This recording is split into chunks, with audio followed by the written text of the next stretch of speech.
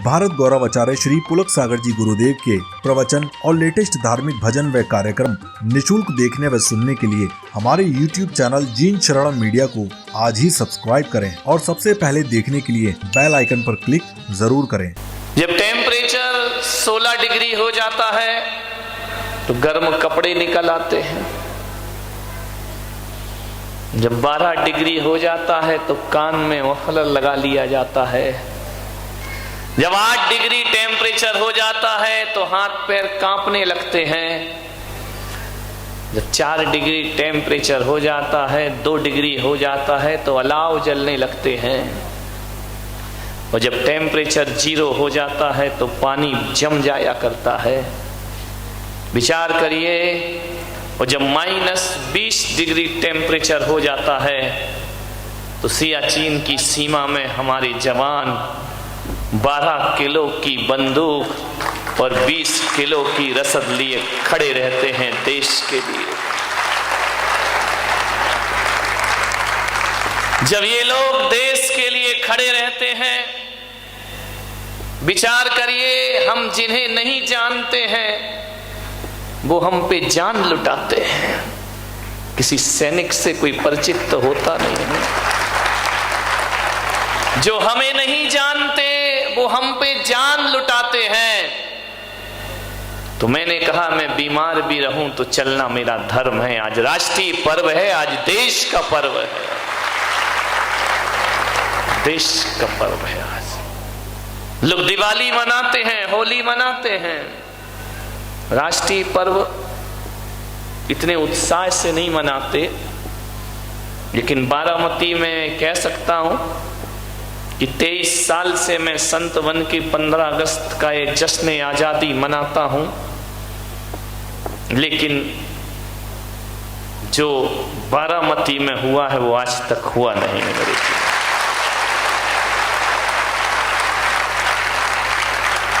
इतना उमंग देश के प्रति, राष्ट्र के प्रति, क्या जैन, क्या हिंदू, क्या मुसलमान, क्या सिख, सब उमड़ पड़े राष्ट्रीय पर्व मनाने के लिए। मान्यवर, मैं बहुत आनंदित हूं, आज बहुत खुश हूं, प्रसन्न चित्त हूं।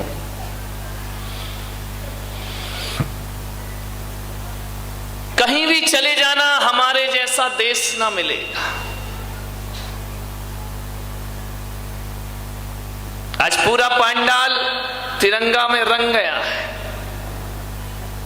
मैं तो कहता हूं कि आज यदि पाकिस्तान छेड़े तो सैनिकों की जरूरत नहीं, बारामती निपटा दे। वो देशभक्ति का जज्बा जगा है।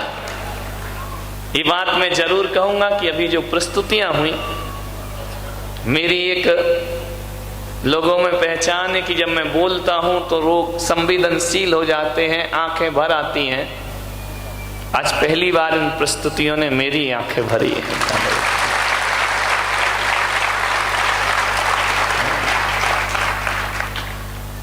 किसी देश के पास इतना वैभव, इतना बड़ा इतिहास, वो केवल मेरे भारत के पास है। अमेरिका चले जाना, चीन चले जाना, जापान चले जाना, रूस चले जाना, पाकिस्तान तो जाओ नहीं जाओ बराबर ही, जाके करोगे भी क्या? विचार करिए। कहीं भी चले जाओ दुनिया के किसी भी कोने में, हर देश के पास अपना एक इतिहास होता है। लेकिन मेरे हिंदुस्तान जैसा इतिहास किसी देश के पास नहीं हुआ करता है। जाओ दुनिया को देख लो, घूम करके आ जाओ।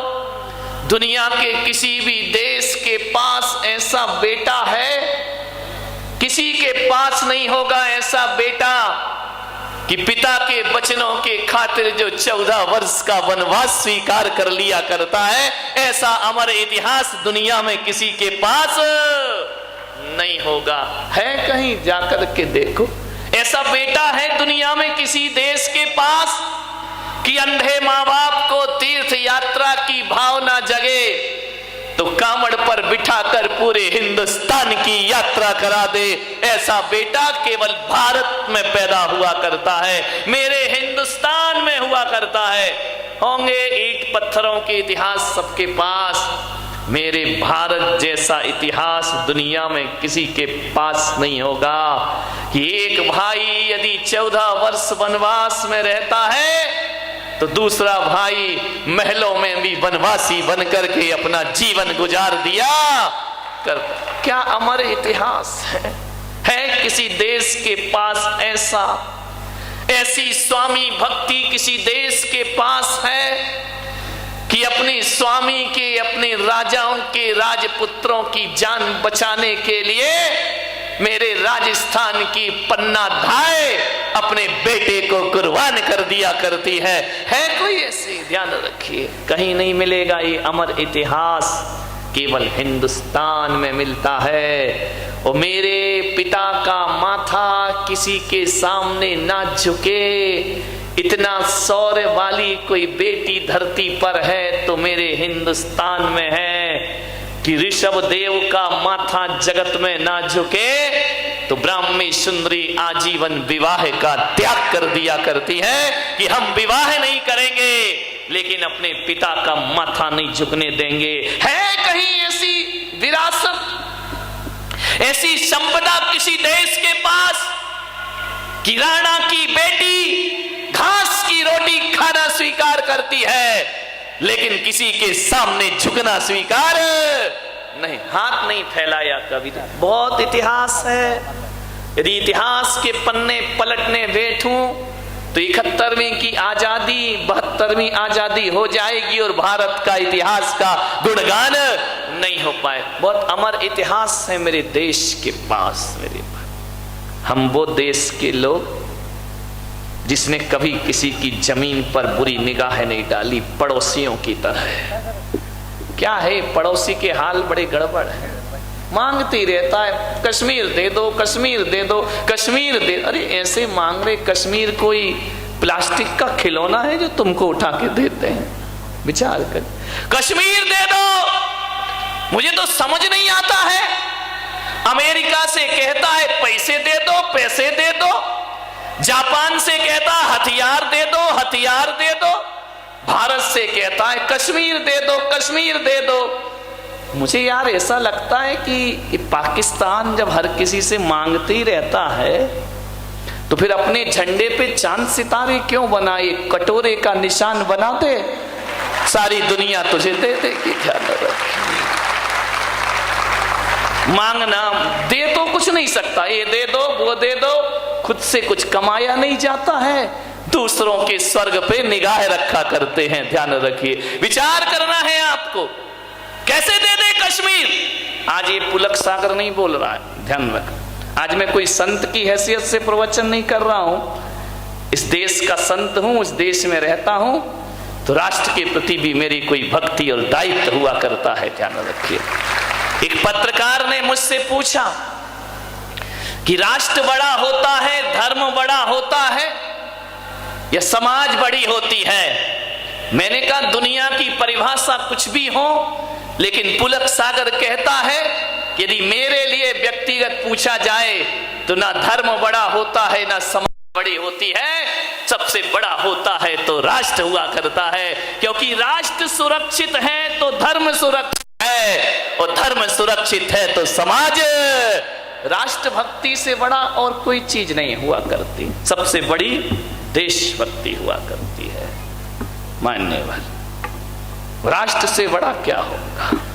तो मैं आज राष्ट्र के लिए बोलूंगा, देश के लिए बोलूंगा। आज मैं धार्मिक नहीं, मेरे हृदय में देशभक्ति का जज्बा जागृत है। ध्यान रखिए, कश्मीर दे दो, कश्मीर दे दो। अरे कश्मीर भारत की तकदीर है भाई, ध्यान रखना, कश्मीर भारत की तकदीर है। और जरा उनसे पूछो, पाक के नापाक लोगों से, कि कोई अपनी तकदीर किसी को दे सकता है क्या? बताइए, कोई अपनी तकदीर किसी को नहीं दे सकता है। मान्यवर, भारत वो देश है जो किसी के जमीन के टुकड़ों पर अपनी निगाह नहीं डालता है। हरे पाकिस्तान वालों से कहना तुम्हारे पास तो रहने के लिए जमीन भी नहीं थी, खाने के लिए रुपए नहीं थे, मेरे भारत ने तुम्हें रुपए दिए हैं खाने के लिए, घर बसाने के लिए जमीन। तुम्हारा है क्या? जो है वो हमारा है। ध्यान रखिए, विचार करना है आपको। चाइना अभी चिल्ला रहा है, मुझे समझ नहीं आता है। लोगों ने कहा कि चाइना के सामान का बहिष्कार करो, चाइना से जो भी आ रहा है उसे बहिष्कार करो, कोई मत खरीदो, अपने देश के प्रति गर्व करो। बहिष्कार करना चाहिए, मैं भी समर्थन में नहीं हूं, बहिष्कार करो वहां के सामान का। लेकिन मैं थोड़ा सा नेताओं से पूछना चाहता हूं, जनता से तो बहिष्कार कराते हो, फिर उनका माल भारत में मंगाते क्यों हो? यदि मंगाना बंद कर दो तो जनता को बहिष्कार करने की कोई जरूरत नहीं। मंगाया भी जाता है, चाइना में होली नहीं मंगाई जाती, लेकिन रंग चाइना से आता है हमारे यहाँ। चाइना में दिवाली नहीं मनाई जाती, पटाखे दिवाली के यहाँ आते हैं। पहले देश के नेताओं को एक संकल्प करना चाहिए कि किसी भी बंदरगाह या किसी भी प्लेन से चाइना का सामान हमारे हिंदुस्तान में नहीं आना चाहिए। यदि भारत चाइना से सामान लेना बंद कर देगा, सब हेकड़ी भूल जाएगा चाइना। ध्यान रखना, आज हमारे कितना भी बड़ा बना हो, दादा बन के घूम रहा हो, यदि हम सामान नहीं लेंगे ना तो 2 वक्त की रोटी का इंतजाम चाइना के पास नहीं हो पाएगा। ध्यान रखिए मान्यवर, क्या करेंगे? विचार करना है। मेरा देश वो देश जिसने किसी की जमीन पर निगाह नहीं डाली। हम तो वो लोग हैं, यदि लड़ते हैं तो जमीन के टुकड़ों के लिए नहीं लड़ते, अपनी आन बान और शान के स्वाभिमान के लिए भारत युद्ध किया करता है। मैं आपसे इतना ही निवेदन करना चाह रहा हूं, प्रधानमंत्री लाल बहादुर शास्त्री जिन्होंने पाकिस्तान जीता,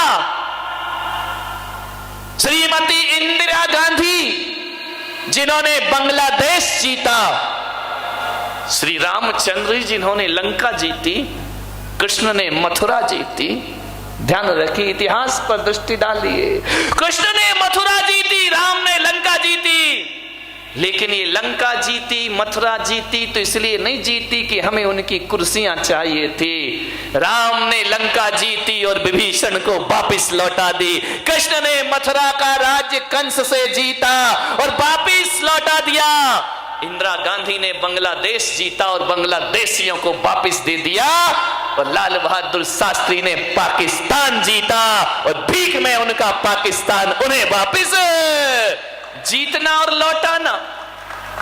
बाहुबली ने भरत चक्रवर्ती का राज्य जीता और भरत को वापिस लौटा दिया। हम तो वो लोग हैं जो जीतते हैं और जीतने के बाद उनकी धरती उनको वापिस लौटा दिया करते हैं। ध्यान रखिए, बहुत कुछ है भारत के पास, शौर्य है, भारत के पास स्वाभिमान है, भारत के पास गर्व है, अपने आप अपने इतिहास पर गर्व है।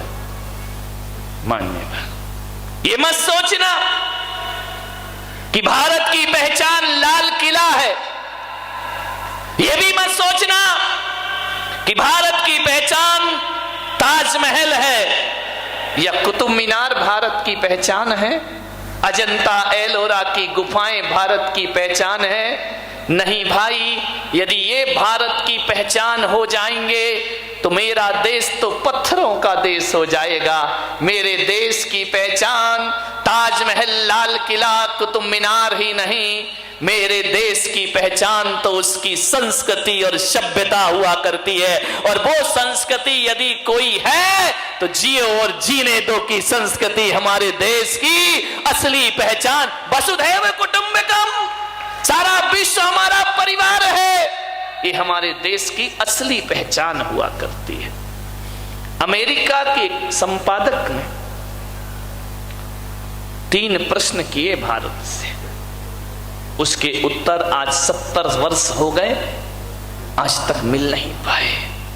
मैं आपसे करता हूं वो प्रश्न, अमेरिका के एक संपादक ने भारत के सांसद से पूछा सन 1958 में, उसने पहला प्रश्न पूछा कि आपके देश का नाम क्या है। मैं आपसे पूछता हूं, बताइए, इतने बच्चे बैठे हैं, हमारे देश का नाम क्या है? नहीं मालूम? बोलो, क्या नाम? गर्व से बोलो जरा, हमारे देश का नाम क्या है? तो मैं आपसे पूछता हूं, फिर इंडिया नाम कैसे हो गया? ध्यान रखिए, मेरे देश का नाम तो भारत है ना, इंडिया नाम कैसे हो गया? इतनी नौजवान पीढ़ी बैठी है, मैं आपसे निवेदन करना चाहता हूं कि आज यहां से संकल्प लेना कि हम अपने देश को कभी इंडिया कहकर के नहीं बुलाएंगे। मेरा देश भारत है, मेरा देश भारत है, ये इंडिया नहीं हो सकता है। जब जब मेरे देश को कोई इंडिया कहता है तो मुझे 100 साल पुरानी गुलामी के दिन याद आ जाते हैं। इंडिया नाम तो अंग्रेजों ने दिया है आपको, ब्रिटिश हुकूमत ने आपको इंडिया नाम दिया है। अरे जब जब इंडिया कहोगे तो हमें गुलामी के दिन याद आएंगे, तो जब जब भारत कहोगे तो ऋषभ पुत्र भरत चक्रवर्ती याद आ जाएंगे, राम भ्रात भरत याद आएंगे, शकुंतला पुत्र भरत की याद। भारत संस्कृति है, भारत कहकर बुलाए, इसे इंडिया बिल्कुल ना कहें। ये गुलामी की भाषा, ये गाली है हमारे देश पर बहुत बड़ी। भारत बोलो। आज मैं वहां बैठा हूं बारामती में, इसलिए ज्यादा प्रसन्न हूं कि 71वीं आजादी का वर्ष मनाने का अवसर मिला है। जापान एक राष्ट्र है, अमेरिका एक राष्ट्र है, चाइना एक राष्ट्र है, रूस एक राष्ट्र है, और पड़ोस का तो नाम लेना ही बेकार है, ध्यान रखना। रूस एक राष्ट्र है, अमेरिका एक राष्ट्र है, जापान एक राष्ट्र है, और भारत भी एक। लेकिन इन राष्ट्रों में मेरा राष्ट्र थोड़ा अलग है, ध्यान रखना। सब दुनिया में राष्ट्र मिल जाएंगे, लेकिन मेरा भारत ऐसा है जो राष्ट्र भी है और राष्ट्र में महाराष्ट्र भी है, और महाराष्ट्र में सौराष्ट्र भी। सौराष्ट्र इसी देश में, महाराष्ट्र राष्ट्रों में भी महाराष्ट्र। बोलो ना, जय महाराष्ट्र। ध्यान रखिए, ऐसा किसी देश में नहीं हुआ कि राष्ट्र में महाराष्ट्र हो, महाराष्ट्र में सौराष्ट्र हो। गुजरात चले जाओ, सौराष्ट्र मिल जाएगा। ऐसा देश तो दुनिया में केवल भारत हुआ करता है। मैं आपसे निवेदन करता हूं, पैसा आपके पास हो जाए, दुनिया भर के देश घूम के आ जाना, और जब पूरी दुनिया को घूम कर आ जाओगे और दिल्ली के एयरपोर्ट पर उतरोगे और सारी दुनिया में जो देखा है उन्हें थोड़ा सा याद करोगे, तो मैं विश्वास दिलाता हूं तुम्हारे मुंह से एक ही शब्द निकलेगा, सारे जहां से अच्छा हिंदुस्तान। भारत से अच्छा कोई देश नहीं।